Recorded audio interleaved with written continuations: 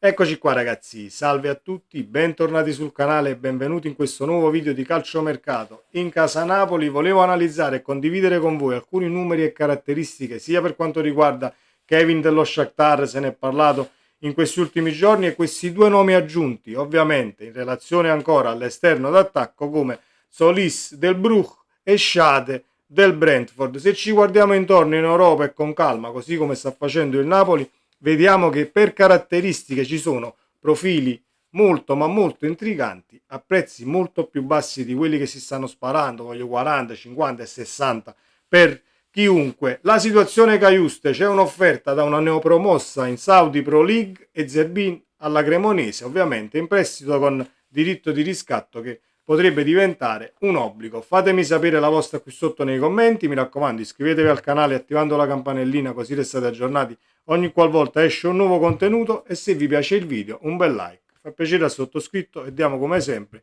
una mano all'algoritmo.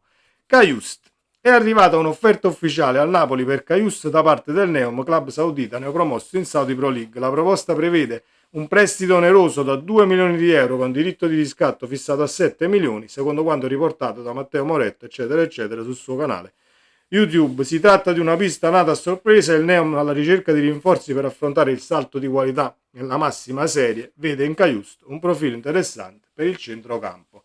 Come vediamo, anche le neopromosse in Arabia, dove i soldoni arabi eccetera devono comunque far fronte a spese, 2 milioni per il prestito e 7 milioni per il riscatto, sono comunque cifre diciamo congrue alle caratteristiche del calciatore, per quanto mi riguarda, che il Napoli, se non erro, pagò 12 milioni, 10 o 12 milioni, però non è che la neopromossa in Arabia, ecco, diciamo, naviga nell'oro, così come può sembrare a volte. Dopo tante operazioni spendono tanti soldi laggiù, non è niente vero e non è tutto oro quello che luccica. Vedremo poi se andrà in porto questa situazione araba per Caiuste, che ha rifiutato il Besiktas, si aspettava qualche proposta da qualche campionato europeo, diciamo tra Francia, Inghilterra, Germania, eccetera, eccetera, anche da una neopromossa. Si è affacciata l'Arabia, a quanto ci fa sapere Matteo Moretto, è anche una situazione avanzata.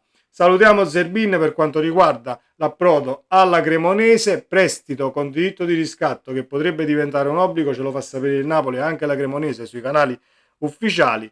Potrebbe diventare un obbligo, credo, in base alla permanenza in Serie A della stessa squadra grigio-rossa. Io auguro a Zerbin tutto il meglio, anche perché si è sempre comportato in maniera impeccabile sia a Napoli e sia per quanto riguarda poi l'andare in prestito, è andato a Monza, a Venezia, adesso affronterà questa nuova avventura con la Cremonese, e auguro ovviamente alla stessa società grigio-rossa la permanenza in Serie A, così poi da riscattare al limite il calciatore del Napoli ancora perché è in prestito, e quindi diciamo andare avanti nella crescita della stessa società. Detto questo, gli esterni d'attacco, andiamo a paragonare Kevin dello Shakhtar, Solis del Bruch e Schade del Brentford. Io sono rimasto diciamo abbastanza folgorato da uno dei tre, ma ci arriviamo tra numeri e caratteristiche. Un attimo che prendiamo i numeri alla mano, perché non dobbiamo dire assolutamente baggianate. Eccoli qua. Eccoli qua, eccoli qua, eccoli qua. Allora, Kevin dello Shakhtar, 22 anni, 1,76 m, esterno sinistro, piede destro. I contratti di tutti e tre questi personaggi comunque parlano chiaro: 2028-2029, non sono né calciatori in scadenza né calciatori che hanno un anno di contratto, non è che vai lì, vai a tirare per diciamo determinate condizioni al di là delle caratteristiche tecniche. Kevin dello Shakhtar, 1,76 alla sinistra, 22 anni, Solis 23 anni del Bruch, 1,79, sempre esterno a sinistra, così come Schade o Scade, credo che si pronunci Schade perché è tedesco il calciatore, 1,85 esterno sinistro, ed è quello che mi ha folgorato di più per caratteristiche e per quanto riguarda l'applicazione in campo. Ma ci arriviamo. Partiamo da Kevin dello Shakhtar. Abbiamo letto che diciamo la prima richiesta è di 30 milioni, anche se Transfermarkt ce lo dà a 12 milioni il valore di mercato, e secondo me Kevin dello Shakhtar non vale più di 20. Io sono proprio sincero, onesto e diretto. Lo dicono anche i numeri. 67 partite da esterno sinistro, 19 assist e 11 gol, che non sono poche assolutamente. Però poi diciamo che c'è meno esperienza per quanto riguarda cambiare casacca, adeguarsi ad altri campionati degli altri due. Perché dico questo? Perché ovviamente Kevin dello Shakhtar, brasiliano, ha militato comunque nell'Under 20 prima di passare allo Shakhtar, nell'Under 20 del Palmeiras, comunque 45 presenze e 16 assist e 6 gol. Non è niente male come esterno sinistro, però mi sembra un tantino forse poco sinuoso, ecco, rispetto agli altri due. Solis del Bruch, grandissimo profilo, sia per numeri e sia per efficacia. Nel Bruch 58 presenze, 22 assist e 17 gol. Nel PAOK Salonicco 57 presenze, 17 assist e 10 gol. Nel Fortuna Düsseldorf, parliamo però, ovviamente sto andando a ritroso nelle società dove hanno militato questi calciatori, rendetevi conto che hanno 23, 22 e comunque scendere, parliamo di calciatori che hanno comunque fatto grandi numeri a 18, 19 anni. Nel Fortuna Düsseldorf dicevamo Zolis 37 presenze, 24 assist e 10 gol, poi c'è il Norwich, giovanili del PAOK, nel Twente FC militato in Olanda e ovviamente c'è una carriera dai 16-17 anni fino ad arrivare ai 23 dove per quanto riguarda i numeri tra assist e realizzazioni non sono niente male tutte e tre, anche se Kevin dello Shakhtar io lo metto diciamo come fanalino di coda, ma comunque su questo podio dei tre. Colui che mi ha diciamo intrigato e non poco è Schade del Brentford, calciatore tedesco, 1,85 m, molto più alto, 6 cm più alto di Zolis del Bruch, sembrano pochi ma fanno tutta la differenza del mondo, tanto è vero che è l'unico dei tre che poi è stato schierato anche in carriera molte volte come attaccante centrale, esterno a destra, ma ovviamente la maggior parte delle partite le presenze le ha fatte come esterno a sinistra. È cambiata la posizione in campo di questo calciatore nella sua carriera, anche se molto giovane, ma non cambiano assolutamente i numeri in fase realizzativa e di assist. Tanto è vero che da esterno a sinistra presenta 60 presenze con 19 assist e 6 gol, come attaccante centrale 51 volte schierato con 11 assist e 4 gol, a destra 45 presenze, 10 assist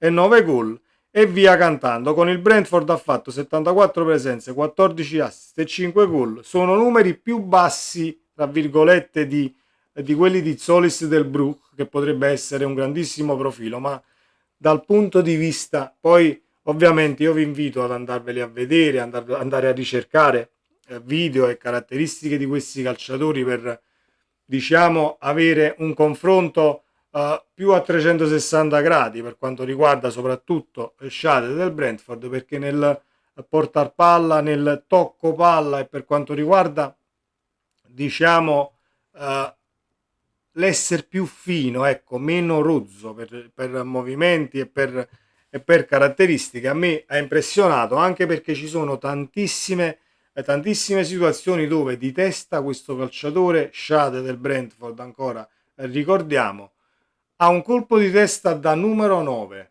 e per colpo di testa da numero 9 intendo comunque la frustata bella sistemata all'angolino, sa perfettamente dove metterla, non è quell'esterno d'attacco, perché molte volte negli esterni d'attacco si troviamo dribbling, rapidità, velocità, estro, eccetera, eccetera, però poi per quanto riguarda le palle alte, molte volte, sia per esterni ovviamente che non superano il 1,80 m, sia per quelli che sono un tantino più alti, vediamo molte volte e molto spesso andare sui palloni alti comunque come un esterno, dovrei dire, tra virgolette, non come una punta centrale. Invece questo calciatore del Brentford di nazionalità tedesca fa molto bene anche quello ed è l'unico dei tre diciamo che per numeri maggiori nelle presenze, è stato spostato da destra a sinistra, ha giocato anche come attaccante centrale e probabilmente per come intende anche il calcio Antonio Conte e cambi nella partita